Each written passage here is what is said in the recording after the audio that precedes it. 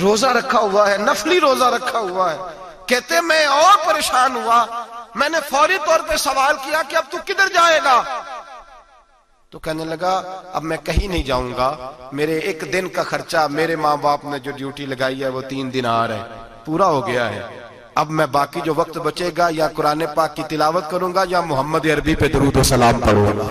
میں نے کہا افطاری کر لینا. کہنے لگا مجھے مسجد بتا دو، میں جا کے اللہ اللہ کرتا ہوں، مجھے شام کو لے آنا. افطاری ہمارے ساتھ اس کی طے ہو گئی، مسجد چلا گیا. مغرب بعد لینے گیا تو کہنے لگا عشاء کے بعد آنا، اب تو میں نے پانی سے افطار کر لیا، کھانا کھانے جاؤں گا تو جماعت رہ جائے گی. کہتے ہیں عشاء کے بعد میں لایا، اس کو کھانا کھلایا.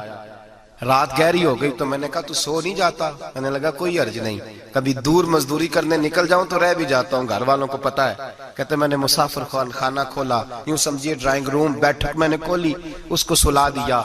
میں اور میری بیوی اپنی معذور بیٹی کو روٹی دینے گئے اور ہم نے جا کے اس کو کھانا کھلایا جو ٹانگوں سے معذور تھی، اور ساتھ کہا کہ بیٹی آج بڑا پرہیزگار جوان ہمارا مہمان ہے. آج چڑھتی جوانی اور تقوی کی روشنی اس کے چہرے سے چمکتی ہے. کیا بات ہے، بڑے ہی اچھے گھرانے کا تربیت یافتہ ہے. کہتے ہیں بچی کو کھانا کھلا کے لوٹے، اپنے کمرے میں سو گئے، بیٹی اپنے کمرے میں لیٹ گئی. ترس گئے تھے کہ بیٹی قدموں پہ چلے. تہجد کا وقت ہوا تو دروازے پہ دستک ہوئی. بڑی بے چینی کے ساتھ اٹھے میاں بیوی، کون ہے؟ بیٹی کی آواز آئی ابا جی دروازہ جلدی کھولیں. کہتے ہیں کلیجے پھٹنے لگے، ذہن بکھرنے لگے.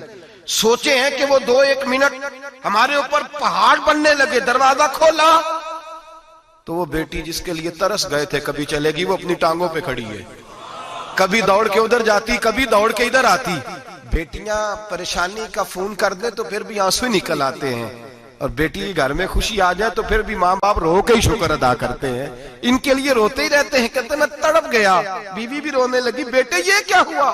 ہم تو مایوس ہونے لگے تھے معاذ اللہ کہ اب تو ٹھیک نہیں ہوگی، کیا ہوا؟ کہنے لگے ابا جی اماں جی آپ نے بتایا نا نیک جوان آیا ہے، نیک آیا ہے، تو میں آپ چلے گئے تو میرے دل میں خیال آیا اے اللہ اگر وہ واقعی نیک ہے تو اس کے صدقے مجھے شفائی عطا فرما دے. یا ایھا الذین آمنوا اتقوا اللہ وابتغوا الیہ الوسیلہ، اے اللہ صحت ہی دے دے. کہتے ابھی میری دعا بھی پوری نہیں ہوئی کہ میرا وجود حرکت کرنے لگا، اور یہ دیکھو میں اٹھ کے کھڑا ہو گئی ہوں.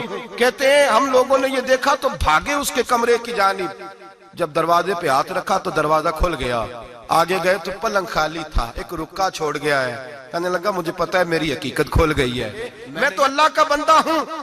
اگر تمہیں مجھ سے ذرا بھی پیار ہو گیا ہے تو پھر میرے پیچھے نہ بھاگنا، اللہ کی بارگاہ میں جھک جانا، پھر گناہوں سے توبہ کر لینا. کہا وہ تربیت یافتہ جوان آیا ہے اور مجھے بدل گیا ہے. میرے بھائی ماں باپ کی ذمہ داری اولاد کو نکھارنا ہے، ان کو سنوارنا ہے. روزی روٹی کی ذمہ تو اللہ تبارک و تعالیٰ نے لیا ہوا ہے. جو ڈیوٹی اللہ کی تھی وہ معاذ اللہ ہم نے اپنے ذمہ لے لی ہے. اولاد کو رزق حلال کی تربیت کریں، انہیں حکم دیں کہ وہ ہاتھ نہ پھیلائیں، انہیں کہیں کہ وہ محنت کر کے کھائیں، لیکن اصل تو ان کا اخلاق سنوارنا ہے. بچے ہمارے ان کی پوزیشن اتنی خراب ہو جاتی ہے، ہم لاڈ پیار میں اتنا ضدی کر لیتے ہیں.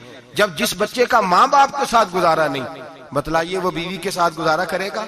جس کا ماں باپ کے ساتھ وقت نہیں گزرتا وہ بہن بھائیوں کے ساتھ گزارے گا؟ جس کا ماں باپ کے ساتھ وقت نہیں گزرتا وہ کولیگز کے ساتھ وقت گزارے گا؟ کس طرح وہ اپنے آپ کو، میرے نبی کریم سید عالم صلی اللہ علیہ وسلم نے ڈیوٹی لگائی کہ ماں باپ اپنے بچے کی تربیت کریں، انہیں اللہ سے جوڑیں. تکلیف میں وقت گزارا جناب اسماعیل نے.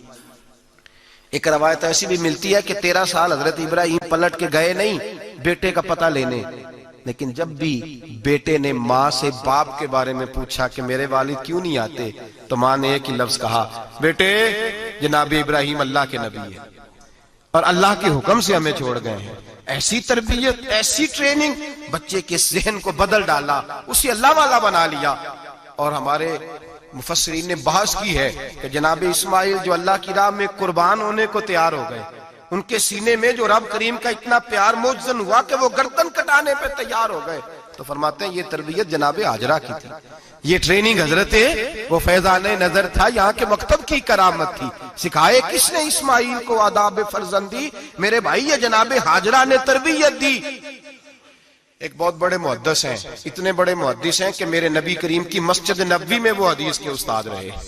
حضرت ربیعہ بن عبد الرحمن نبی پاک کی مسجد نبوی میں حدیث کے استاد ہوئے. اور حضرت حسن بصری جو جناب علی کے شاگرد ہیں وہ بھی حضرت ربیہ کے شاگرد ہوئے. حضرت امام مالک جو 70 سال تک مدینہ اور مکہ میں حدیث پڑھاتے رہے وہ بھی حضرت ربیہ کے شاگرد ہیں. ان کے والد کا نام تھا عبد الرحمن فروغ. تاریخ بغداد میں لکھا ہے کہ بنو امیہ کے دور میں تابعین کے زمانے میں جناب عبد الرحمن بن فروغ گھر سے چلے گئے. ایک روایت ہے بچہ چھوٹا تھا, ایک روایت ہے بچہ ابھی ماں کے پیٹ میں تھا, جہاد کرنے چلے گئے. اس دور میں یہ جہاد ہوتا تھا کہ ایک علاقہ فتح کیا تو مسلمان اگلے علاقے میں چلے گئے, اگلا فتح کیا تو اگلے علاقے, ایک کے بعد دوسرے لوگ پلٹ کے نہیں آتے تھے. حضرت عبد الرحمن گئے 30,000 دینار بیوی کو دے گئے, کہنے لگے سنبھال کے رکھنا. اور جہاد کرنے نکلے تو 27 سال تک گھر نہیں آئے, اور 27 سال کے بعد آئے تو حضرت ربیہ محدث بن چکے ہیں, مسجد نبی میں حدیث کے استاد ہیں, بیٹا بہت بڑا شیخ بن گیا. واپس آئے, ہاتھ میں نیزہ ہے, کالی داڑھی تھی ساری سفید ہو گئی, وجود بڑا تگڑا تھا, کمزوری آ گئی. آئے, نیزہ پکڑا ہوا ہے, گھوڑے پہ بیٹھے ہیں, مدینہ منورہ میں گھر ہے, دروازے پہ دستک دی. حضرت ربیہ نے دروازہ کھولا, اندر داخل ہونے لگے تو کہنے لگے بابا تو کدھر گھستا آ رہا ہے؟ کدھر؟ اس نے کہا تو پیچھے ہٹ, تو میرے مکان پہ کب سے قبضہ کر کے بیٹھا ہے. بات تیز ہونے لگی, آواز تھوڑی بزرگوں کی بلند ہونے لگی تو اندر سے زوجہ نے سن لیا. وہ دروازے کی اوٹ سے دیکھنے لگی تو پہچان گئی, کہنے لگی ربیہ پیچھے ہٹ جا, یہ کوئی غیر نہیں, یہ تیرے والد گرامی ہے, یہ تیرے والد ہیں. اندر آئے, باپ بیٹا ملے, عصر کی نماز کا وقت ہو گیا, بڑا روئے. 27 سال کے بعد باپ لوٹا, 27 سال کے بعد بڑے روئے. نماز کا وقت ہوا تو حضرت ربیہ جلدی سے وضو کیا, مسجد نبوی شریف چلے گئے. جناب عبد الرحمن فروغ نے بھی کھانا وانا کھانا تھا, کھانا کھانے بیٹھے تو حکم دیکھے شوہر کیا کرتا ہے. یہ نہیں پوچھا کہ 27 سال حال کیا رہا, پوچھنے لگے میں تجھے 30,000 دینار دے گیا تھا, وہ کدھر ہے؟ تو زوجہ کہنے لگی کھانا کھا لو, عصر کی نماز پڑھ کے آؤ, پھر بتاتی ہوں پیسے کہاں ہیں, آپ کی رقم بڑی اچھی جگہ پہ محفوظ ہے. کہتے ہیں میں نماز پڑھنے مسجد گیا, عصر کی نماز کے بعد میرے نبی پاک کے منبر پر ایک نوجوان بیٹھا ہے. گھر میں تو ان کا انداز ٹوپی پہننے کا تھا نا, سادے عام لباس میں, مسجد نبی میں جبہ پہنا ہے, سر پہ امامہ ہے, خوبصورت لب و لہجے میں رسول اللہ کے منبر پر بیٹھ کر, نبی پاک کے منبر پر بیٹھ کر, پتہ نہیں آپ کو اس بات کی لذت نصیب ہو رہی ہے کہ نہیں, عام جگہ نہیں, نبی پاک کے حضور کے منبر پر بیٹھ کر نبی پاک کی حدیثیں سنا رہے ہیں. اتنا بڑا مقدر. کہتے حضرت امام مالک جیسے لوگ, خواجہ حسن بصری جیسے لوگ کاغذ قلم لے کے حدیثوں کی سماعت کر رہے ہیں, ان سے درس لے رہے ہیں. جناب عبد الرحمن کہتے ہیں میری نظر اٹھی, کچھ بوڑھا ہو گیا تھا, کچھ اس وقت وہ ٹوپی میں سادے لباس میں تھے, پہچان نہ پایا. ایک شخص سے پوچھا یار ہے تو جوان پر اس کے چہرے کی نورانیت میرے دل کو بھا گئی ہے تو جوان پر اس کا حدیثیں بیان کرنے کا انداز میری طبیعت کو گھائل کر گیا. یہ کون ہے جو نبی پاک کی مسجد میں بیٹھ کے حدیثیں بیان کر رہا ہے؟ تو کہتے امام مالک کہنے لگے بابا جی چپ کر جاؤ, ہمارے استاد کے بارے میں اونچے لب و لہجے میں بات نہ کرنا, دیکھتے نہیں کتنے کتنے لوگ بیٹھے ہوئے خاموشی سے. تو میں نے کہا مجھے بھی تو بتا دو نا ہے کون. تو کہنے لگے کوئی عبد الرحمن فروغ نام کے بزرگ ہیں, یہ ان کے بیٹے ہیں, ربیہ نام ہے. کہتے ہیں جب لفظ کہے تو میرے آنسو چھلک کے باہر آئے اور میں حضور کی مسجد میں گر گیا اور رونے لگا کہ یہاں اور میرے رسول پاک سید عالم صلی اللہ علیہ وسلم کے منبر پر اور میرا بیٹا. کہتے ہیں میں تڑپ کے گھر گیا اور گھر جا کے میں نے اپنی بیوی کو جب دیکھا تو میرے آنسو نکل گئے. میری بیوی سمجھ گئی کہ یہ میرے محدث بیٹے کو دیکھ آیا ہے. کہتے ہیں بیوی رو کے کہنے لگی میں نے آپ کے 30,000 دینار آپ کے بیٹے کو مصطفیٰ کریم کی حدیث کا استاد بنانے میں خرچ کر دیے. میں نے وہ 30,000 دینار خرچ کر دیے, 30,000 دینار آپ کا بیٹا میں نے. تو کہتے ہیں میں اپنی بیوی کی طرف دیکھنے لگا, میں نے کہا قربان جاؤں, میں اگر اللہ کے دین کے رستے میں تھا تو نے میرے ساتھ نیکی کی ہے, میرا بیٹا بھی دین کے رستے پہ لگا دیا. میرے بھائی اللہ سے جوڑا, اللہ سے جوڑا. ان لوگوں نے اپنی اولادوں کو رب کریم والا بنایا, ان لوگوں نے اپنی اولادوں کو. اور پھر جب ارشاد فرمایا کہ چھوٹی چھوٹی برائی, ایک لقمہ حرام سے بھی وہ لوگ بچے. اور پھر جو آیت نمبر 18 نے کہا کہ وَلَا تُصَغِّرْ خَدَّكَ لِلنَّاسِ, بیٹے منہ پھیر پھیر کے نہ جا, پھیر پھیر کے نہ جا. اگر آپ ناراض نہ ہوں تو ہم تربیت دیتے ہیں, کہتے ہیں اس بچے کے ساتھ نہ پھرا کر, یہ غریب ہے, اس کے ساتھ نہ پھرا کر. وَلَا تَمْشِ فِي الْأَرْضِ مَرَحًا, حضرت لقمان بیٹے سے کہتے ہیں منہ پھیر پھیر کے لوگوں سے بات نہ کر اور اکڑ اکڑ کے نہ چل. إِنَّ اللَّهَ لَا يُحِبُّ كُلَّ مُخْتَالٍ فَخُورٍ, اللہ کو وہ پسند ہی نہیں جو اکڑ اکڑ کے چلے اور اترائے. ابھی بھی رواج ہے کہتے ہیں دوستی لگانا تو اپنے برابر کے دوستوں سے، ایسے نہ وہ ہمارا سٹیٹس ہی نہیں، ابھی بھی وہ فرق جو تو سید بھی ہو، مرزا بھی ہو، افغان بھی ہو، تم سبھی کچھ ہو، بتاؤ کہ مسلمان بھی ہو۔ عاجزی کا درس دیا اپنی اولاد کو، عاجزی کا، ان کو ادب سکھایا، ان کو انکساری سکھائی، لوگوں کے اندر مل بیٹھنے کا درس دیا۔ جو آدمی انکساری والا ہوتا ہے، عاجزی والا ہوتا ہے، یوں سمجھو اسے شہد لگا ہوا ہے، دنیا خود اس کے پیچھے بھاگ بھاگ کے آتی ہے۔ جو سب کے ساتھ اس نے سلوک کرنے کا عادی ہوتا ہے، لوگ اس کے گرویدہ ہو جاتے ہیں۔ لیکن جس آدمی کو آپ اکڑنا سکھا دیں، جس بچے کو آپ کہیں بس تو ہے اور کوئی بھی نہیں، اس کی اپنی زندگی بھی اس کے لیے پریشانی والی ہو جاتی ہے۔ میرے نبی رحمت سید عالم صلی اللہ تعالی علیہ وآلہ وسلم نے ارشاد فرمایا، کسی باپ نے اپنے بیٹے کو جو سب سے اچھا تحفہ دیا ہے وہ یہ ہے کہ اس نے اپنے بچے کو اچھا ادب سکھا دیا ہے، اپنے بچے کو اچھا۔ حضرت لقمان کہتے ہیں بیٹے منہ پھیر پھیر کے باتیں نہ کرنا، زمین پہ اکڑ اکڑ کے نہ چلنا، اللہ کو اکڑنے والے لوگ پسند۔ ہارون رشید نے امام نسائی کی ڈیوٹی لگائی کہ میرے بیٹے کو حدیث پڑھائے گھر آ کے، تو امام نسائی کہنے لگے یہ نبی پاک کا دین ہے، یہ میں اس کو رسوا نہیں کر سکتا، جس نے پڑھنا ہے میرے پاس آ کے پڑھے، اور جہاں سب بچے بیٹھتے ہیں وہیں پڑھے۔ ہارون رشید کہنے لگا حضور آپ کیا سمجھتے ہیں، میں نے بھی تو آپ کو آزمانے کے لیے یہ جملہ کہا تھا، یہ وہیں آ کے پڑھے گا جہاں سارے غریبوں کے بچے پڑھتے ہیں۔ اب تو روز استاد کٹہرے میں کھڑا ہوتا ہے، اسکول کے استاد کا تو مجھے نہیں پتا، پہلے مدرسے کا استاد تو روز بیچارہ ہاتھ باندھ کے چودھری صاحب نے کہا میرے منڈے نو مارے تو 8,000 کا مولوی ہے، اور میرا بیٹا تو 8,000 کے روز گول گپے کھا جاتا ہے، میرے بیٹے کو تو نے مارا ہے، تجھے اپنی حیثیت کا پتہ ہے؟ روز استاد کٹہرے میں کھڑا ہوتا ہے۔ بچے فری میں، مفت میں، حافظ جی مفت میں حفظ کراتے ہیں، خدا جانے محترم کتنی مشکل سے ادارہ چلاتا ہے، اور بچے کے ماں باپ آ کہتے ہیں بلاؤ مولوی صاحب کو، اس کی طاقت کیسے ہوئی میرے بچے کو مارا ہے؟ وہ مولوی وہ جو کل دانے لینے آیا تھا وہ آج میرے بچے کو مارے گا؟ یہ رویہ ہے ہمارا۔ ہارون رشید بادشاہ نے اپنے بیٹے کو امام نسائی کے پاس پڑھنے بٹھایا۔ ایک دن حضرت کہاں لوگ کہتے بس بس بیٹا ٹھیک ہے، سیدھا سیدھا تو دین سیکھ کے آیا، ایسے کسی درویش کا مرید ہونا اور کسی عالم کی نوکری کرنا، اب تو بالکل ٹھیک ہے، پیر اساں بھی رکھے نے، یہ کہ تیرا طریقہ ہے، تو پیچھے ہی لگ گیا ہے، یہ کس طرح کا تیرا رویہ ہے؟ ہارون رشید بادشاہ، ہارون رشید وقت کا مطلق العنان بادشاہ، امام نسائی ان کے بیٹے کے استاد ہیں، امام نسائی رحمت اللہ علیہ کے پاس بیٹا پڑھتا ہے، ہارون رشید گزر رہا تھا تو بیٹا وضو کرا رہا ہے، شہزادہ وضو کرا رہا ہے استاد جی کو، اور پیر دھلا رہا ہے۔ ہارون رشید گھوڑے سے گزرا تو اس نے دیکھا خانقاہ کے باہر، مدرسے کے باہر استاد جی وضو کر رہے ہیں اور بیٹا وضو کرا رہا ہے، سراہی پکڑی ہے، لوٹا پکڑا ہے، استاد جی پیر دھو رہے ہیں۔ ہارون رشید غصے سے اترا، ساتھ بہت سارے سپاہی تھے، انہوں نے کہا کہ یہ مولوی کو مارے گا، مولوی کو مارے گا کہ تو کس طرح میرے بیٹے سے یہ کام کاج کرا رہا ہے؟ کہتے نیچے اترے اور ہارون رشید نے جا کے نا زور سے ایک تھپڑ اپنے بیٹے کے چہرے پہ مارا۔ بیٹا کہنے لگا ابا جی میری غلطی کیا ہے؟ فرمانے لگے تجھے پتہ ہی نہیں تو کس شخص کے پاس پڑھتا ہے؟ تو پانی ڈال رہا ہے، تیرے استاد کو اپنے ہاتھوں سے اپنے پیر دھونے پڑ رہے ہیں، بیوقوف، ایک ہاتھ سے پانی ڈال اور دوسرے ہاتھ سے استاد کے پیر دھو، تجھے پتہ ہی نہیں کہ یہ شخص جب نبی پاک کی حدیثیں بیان کرتا ہے تو کئیوں کو مصطفیٰ کا دیدار نصیب ہو جاتا ہے۔ یہ پتہ نہیں تو کس محدث کا شاگرد ہے، ایک ہاتھ سے پیر پہ پانی ڈال دوسرے ہاتھ سے دھو، اس لیے کہ بان علموں جو کرے فقیری وہ کافر مرے دیوانہ ہو۔ اگر تو نے دنیا میں کامیاب ہونا ہے تو اس سے فیض علم حاصل کر، بیٹے یاد رکھ، اگر تو اس کی بارگاہ میں حاضری دے گا تو تو آگے بڑھے گا۔ حضرت عمر بن عبدالعزیز کتنا بڑا شخص ہے، ثانی عمر کہا گیا، ثانی عمر کہا گیا۔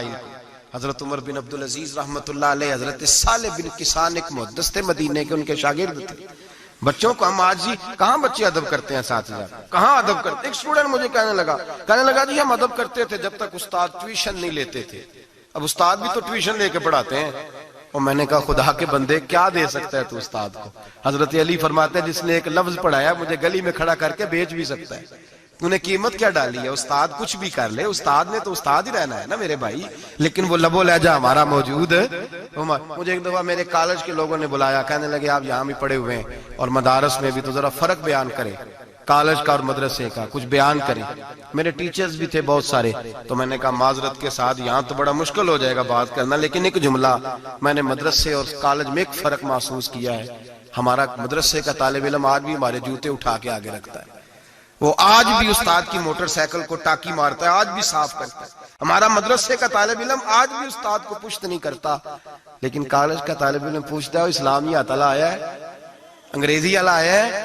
میں نے کہا اس کے تو لب و لہجے میں ادب نہیں ہے۔ اس لیے میں نے دونوں جگہ وقت گزارا تو میں سمجھا ہوں بڑے حالات خراب ہیں مدرسوں میں بھی۔ اب وہ کیفیت نہیں رہی جو بزرگوں کی تھی، لیکن پھر بھی اگر ادب ہے تو مدارس میں ابھی بھی ہے، ابھی بھی خانقاہوں میں ادب ہے، یہاں ابھی بھی خیر کی توقع موجود۔ وہاں سے تو رخصت ہو گیا، وہاں تو معاملہ اور طرح کا ہو گیا، الا ماشاءاللہ۔ حضرت عمر بن عبدالعزیز جناب صالح بن کیسان کے پاس پڑھتے تھے، اسٹوڈنٹ تھے، اور پھر بعد میں آپ ان کے مرید بھی ہوئے، باقاعدہ درس لیتے تھے طریقت کا۔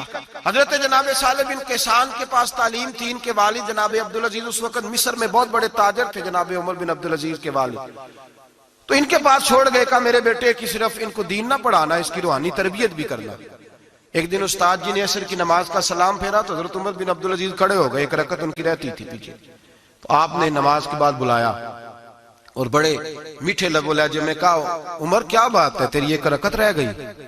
تو کہنے لگے استاد جی میں کنگھی کر رہا تھا، شیشے کے آگے کھڑا تھا، تو آئینہ دیکھتے دیکھتے بال سوارتے سوارتے مجھے پتہ ہی نہیں چلا، جب آیا ہوں تو لیٹ ہو گیا۔ حضرت صالح بن کیسان رحمت اللہ علیہ نے ان کے والد کو مصر میں خط لکھا، فرمایا آپ کا بیٹا میری پوری فرما برداری نہیں کرتا، کل کو مجھے نہ کہنا تربیت صحیح نہیں ہوئی۔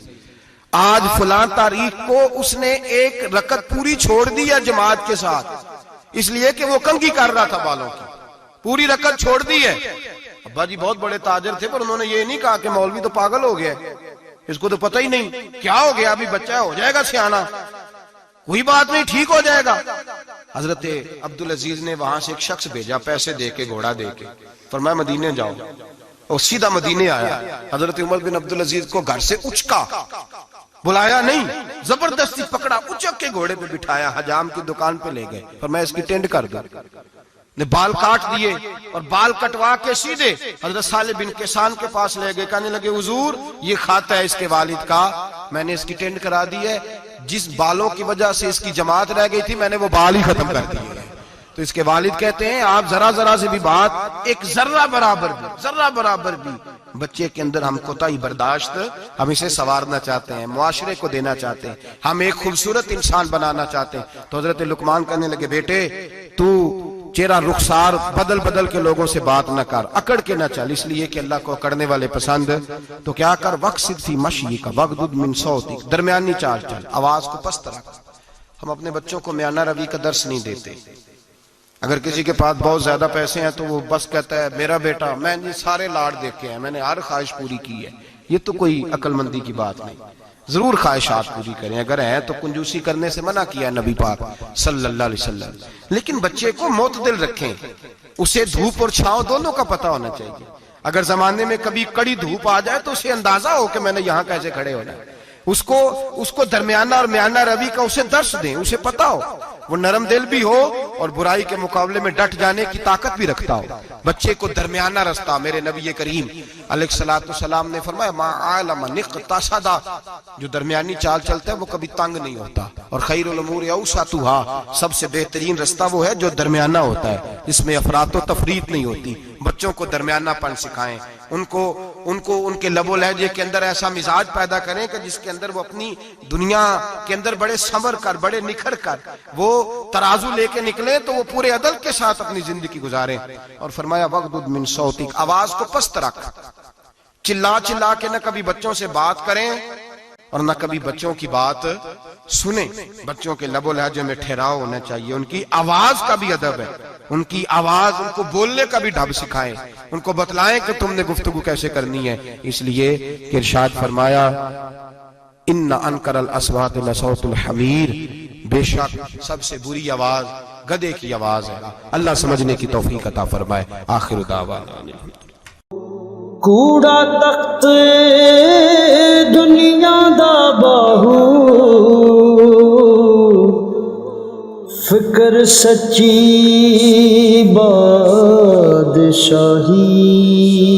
بادشاہی ہو،